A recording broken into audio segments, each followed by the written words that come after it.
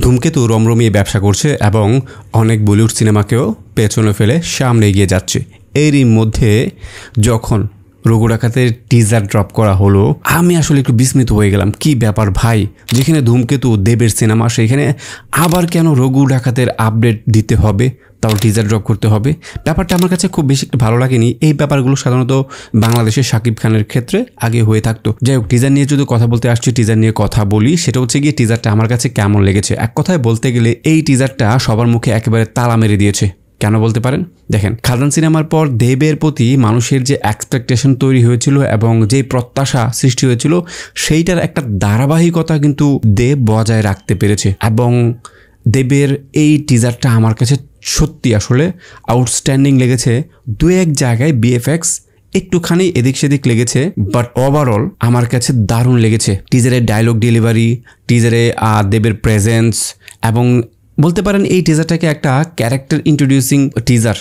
কারণ এই টিজারের মাধ্যমে প্রত্যেকটা ক্যারেক্টারকে, আসলে রঘু ডাকাতের যে প্রত্যেকটা ক্যারেক্টার হচ্ছে, সেই প্রত্যেকটা ক্যারেক্টারকে ইন্ট্রোডিউস করা হয়েছে, কে কোন নামে এই সিনেমাতে ভূমিকা পালন করবে।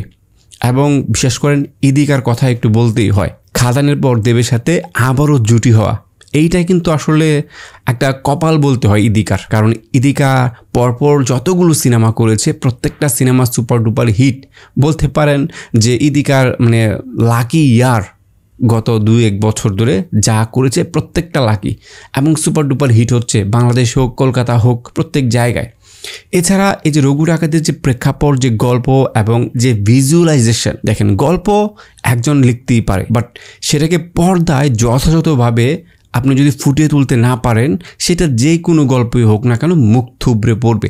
বাট টিজারে আমি যা দেখেছি, যে এতটুকু ভিজুয়ালাইজেশন দেখানো হয়েছে, আমার কাছে চমৎকার লেগেছে। এবং দেবের কাছে আসলে এই ধারাবাহিকতাটা অব্যাহত থাকলে আমার মনে হয় দেব, দেখেন একটু অন্য কথা বলা লাগে, সেটা হচ্ছে গিয়ে দেখেন ইন্ডিয়ান চলচ্চিত্র বলতে আমরা অনেকগুলো রাজ্যের সিনেমাকে বুঝে থাকি, এবং কলকাতা ইন্ডাস্ট্রিটা অন্যান্য রাজ্য, তামিল, তেলুগু, কানাডা, ওই সকল রাজ্য থেকে অনেক অনেক পিছিয়ে আছে। এবং তাদের তুলনায় কিন্তু তারা যেভাবে প্যান ইন্ডিয়া সিনেমা করছে, পুরো ভারতবর্ষে আসলে রাজ করছে, এই ব্যাপারগুলো কিন্তু আসলে কলকাতা থেকে আমরা আশা করি। এবং কলকাতা বাংলা অডিয়েন্সের কিন্তু হিউজ একটা ফ্যান বেচ রয়েছে। আমার মনে হয় এবার সেই দিনগুলো গুছাবে দেবের। এই যে দেখেন রঘু ডাকাতের যে ট্রিজার, যে প্রেজেন্টেশন, যে ফিজিক্স আসলে দেবের দেখা গেছে, এবং যেভাবে দেব এই টিজারের মধ্যে, আসলে পুরো সিনেমা তো দেখিনি, টিজার নিয়ে কথা বলছি, এইটা নিয়ে কথা বলতে হচ্ছে, তো যেভাবে আসলে নিজেকে প্রেজেন্ট করেছে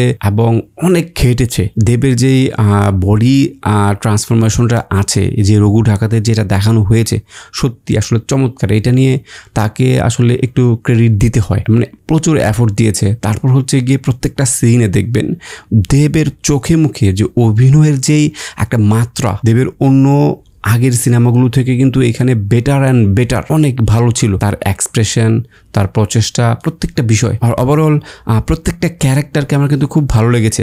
হ্যাঁ, ওম এবং আরও 2-1টা ক্যারেক্টার আছে, তাদের ক্যারেক্টারগুলোকে এই গেট আপটা দিয়ে আসলে খুব বেশি একটা ভালো আমার কাছে লাগেনি, কেমন ফ্যাক লাগছিল আর কি। যাই হোক, এরকম ছোটোখাটো ভুল থাকতেই পারে, এত বড় একটা প্রজেক্ট, সেখানে এগুলো কোনো ম্যাটার করে না। ওভারঅল যদি বাংলা সিনেমার প্রশংসা করতে হয়, তো আমি বলবো দুর্দান্ত হয়েছে এই টিজারটা। তো আপনাদের কার কাছে কেমন লেগেছে এবং কার গেট আপটা আপনার কাছে বেশি ভালো লেগেছে, অবশ্যই কমেন্টস করে জানাবেন। আর ধন্যবাদ সবাইকে ভিডিওটি দেখার জন্য। যারা ফেসবুকে আমাকে দেখতে চান, অবশ্যই ডেসক্রিপশনে লিঙ্ক দেওয়া আছে, আপনারা ঘুরে আসতে পারেন। ধন্যবাদ সবাইকে ভিডিওটি দেখার জন্য।